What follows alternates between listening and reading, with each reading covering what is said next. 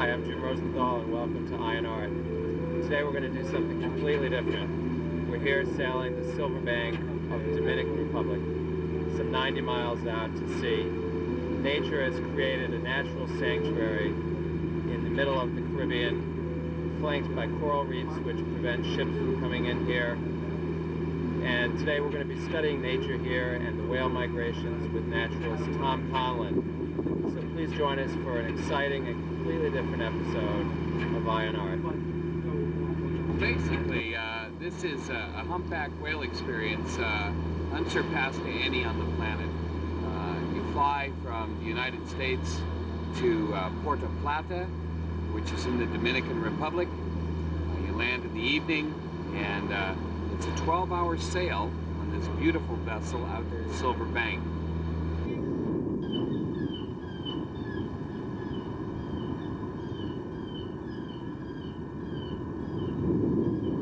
This trip, and basically Tom Conlon has been coming here for at least 10 years, and he really discovered and put the Silver Bank on the map as far as the whales. There's literally 5,000 whales down here at the peak of the season, which is February, end of February, beginning of March.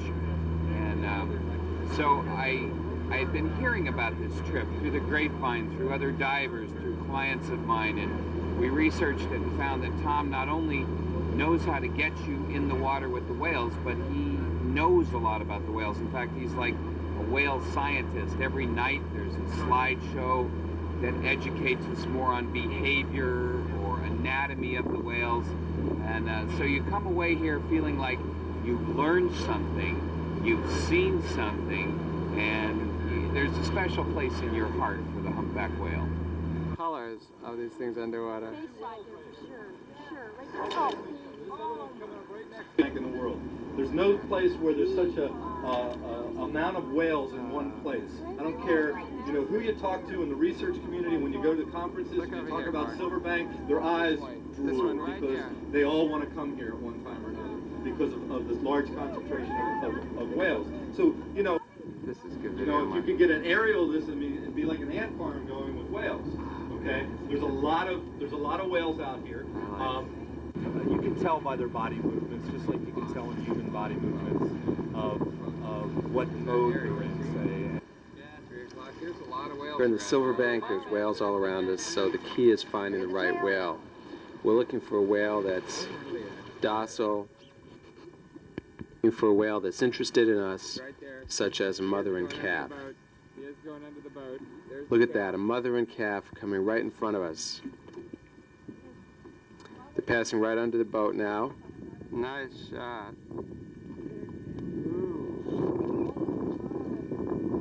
They're turning to the left. What is goddamn stuck? David, get your camera ready when they come up. Turning to the left they are. And coming back. That was a nice shot when the calf went under the boat. Here we go. They're coming back our way. All right, slow down. We slow down. Slow down.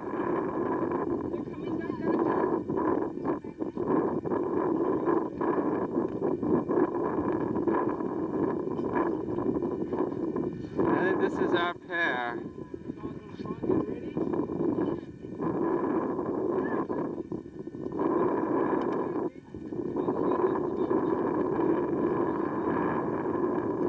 And they're passing right underneath the bow of our boat.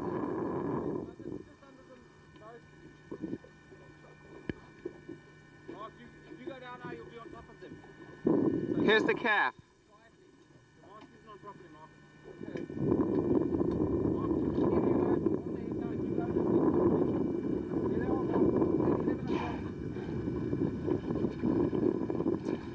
As we watch the whales turn and show an interest in us, all the divers suit up in their mask, snorkel, and fins and quietly enter the water.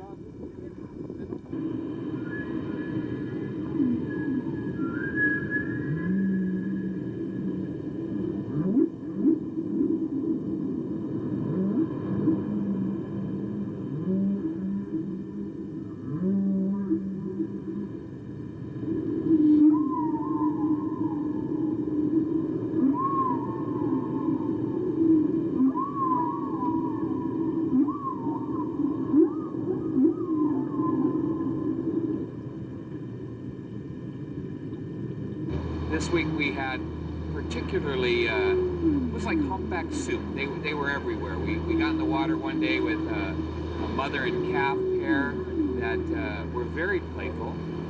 We had a 15-minute encounter, then we had a 30-minute encounter with the same mother and calf. They would swim close to us, and the calf would sort of balance on the mother's nose, and it was spectacular. It was like things you dream of happening were happening, and it was sort of hard to fathom that you were witnessing this.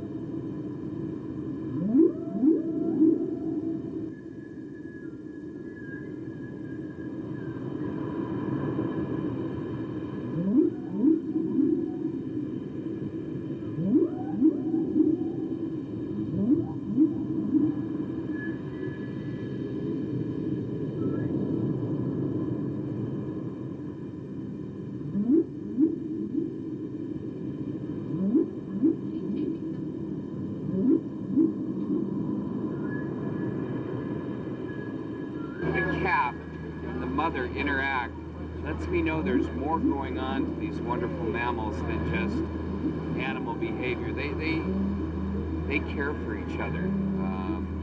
They do a lot of touching, and they come up and they actually open their eye and look at you, and you know they're studying you. You know they're thinking about you. So I feel there's a lot more intelligence and a lot more emotion in these wonderful creatures than I ever thought there was before.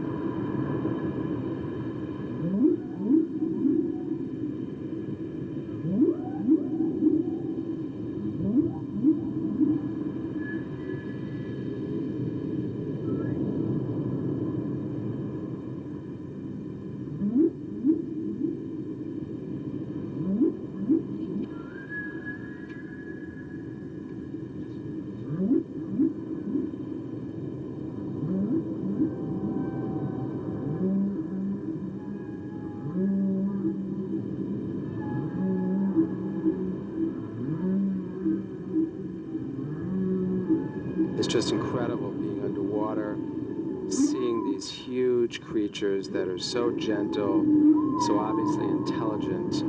Looking into their eyes, you can see that they're watching us just as much as we watch them. And you hear them talking with each other, and you just wonder, what are they saying?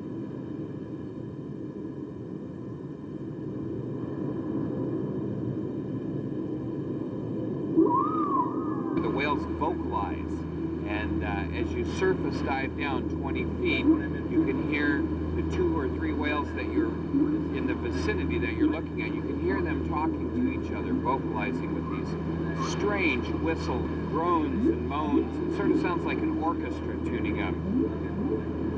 And every day they drop the hydrophone over, which is an underwater microphone, so that we can listen to the whales, and it magnifies and amplifies what we're hearing. So you hear maybe a whale 2 miles away, you hear a whale much closer, and they're all sort of bouncing the same song around to each other.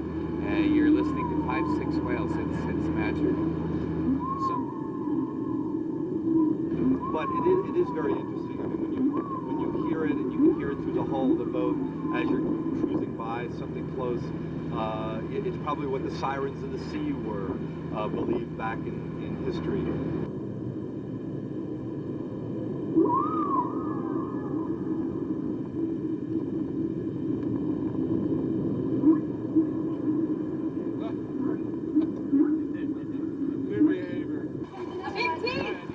Right here.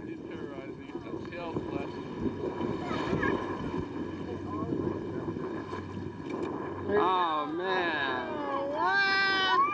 We latched onto a group of 6 males, and they were which is known as a rowdy group, and they're sort of showing off their masculinity, and they fight by, rolling over and smashing their backs into each other, and basically they're competing and trying to see who's the tough guy who gets to mate with the girl. And we spent literally 2 or 3 hours following this group out to sea, and then it turned around and it came back, and they would lift their big pec fin up in the air, and they were not pacing themselves, what's the right word? They were Displaying and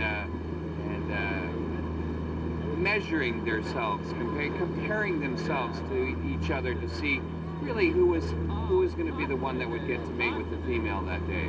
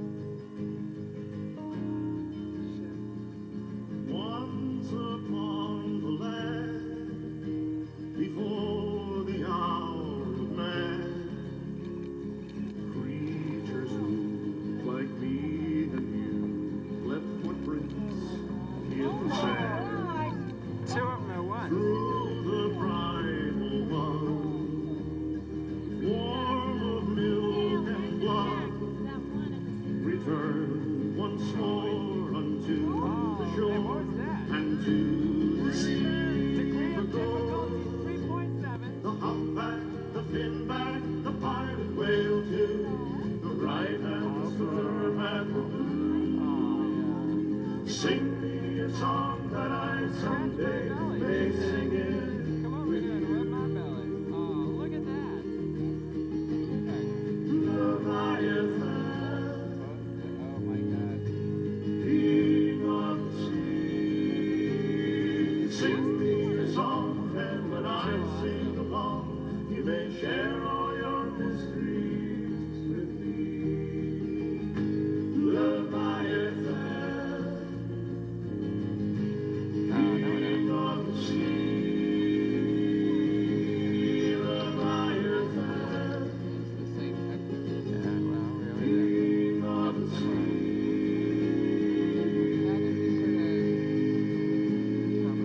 So the escort will protect its position by bumping into that whale, by ramming that whale, slashing its tail at it, breaching on top of it, they'll do surface postures to warn off the challenger or challengers.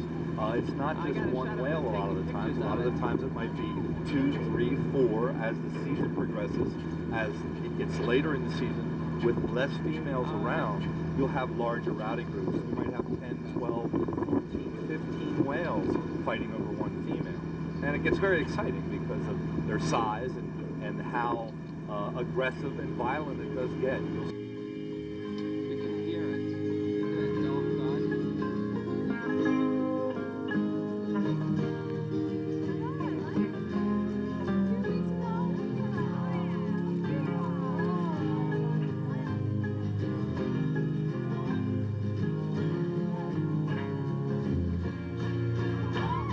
The humpback, the finback, the pilot tail too, the right and the stern and the blue. Sing me a song that I someday may sing it with you. Leviathan, king of the sea, sing me a song that when I sing along, you may share all your mysteries with me. Land, king of the sea, Leviathan, king of the sea.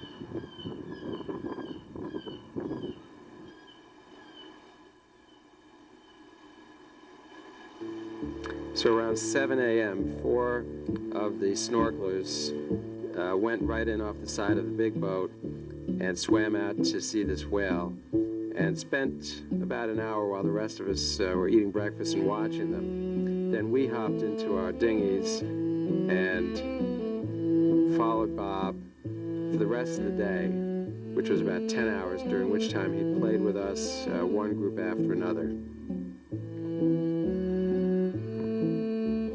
He spent the next 10 hours allowing us to observe him, and he really seemed to be playing with us at times. He had this sort of game of drawing us in to within 10 or 12 feet, and just when you got inside of his comfort zone, he would turn his tail towards you and slash from side to side, making quite a show, although he carefully never hit any diver.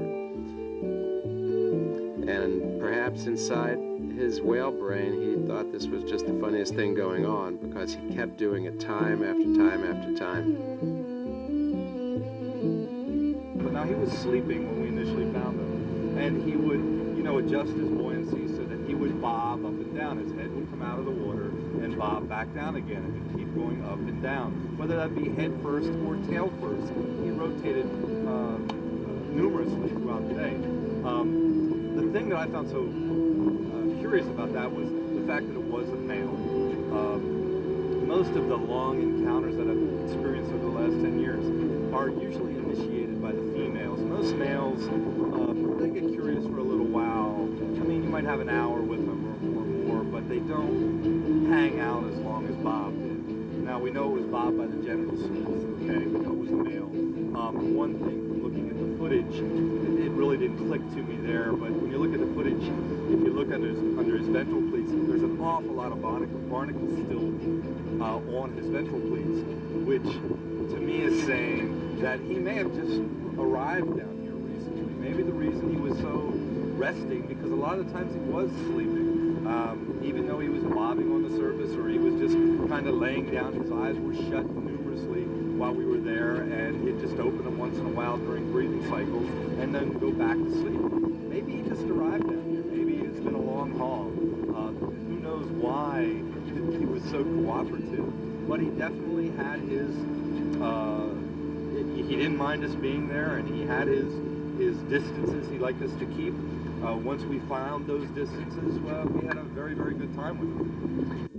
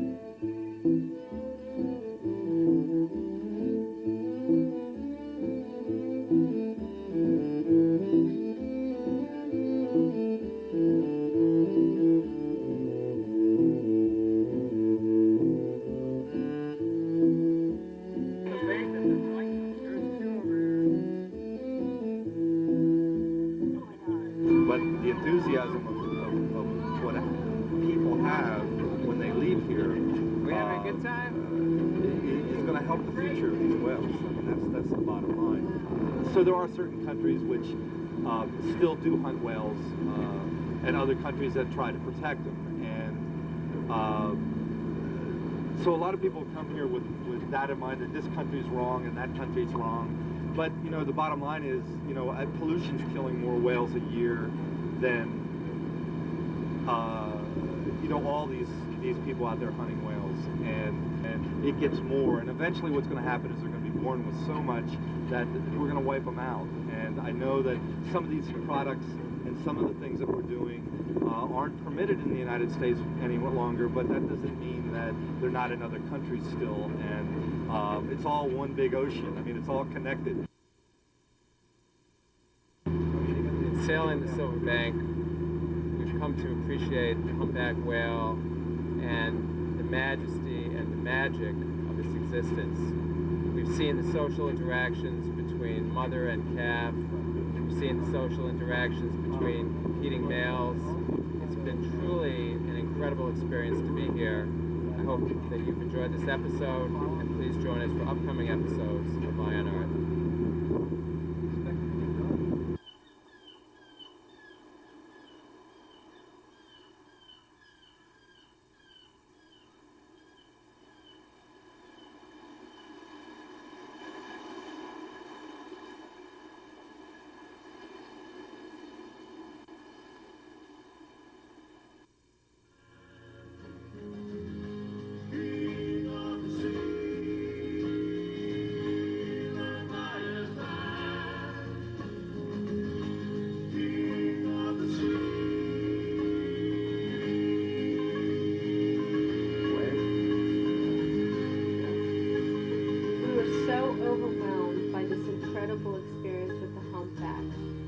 Had the opportunity to bring a glass planet by the renowned glass artist Josh Simpson, and we left it on the ocean bottom for posterity in a similar manner that other planets have been left by Josh Simpson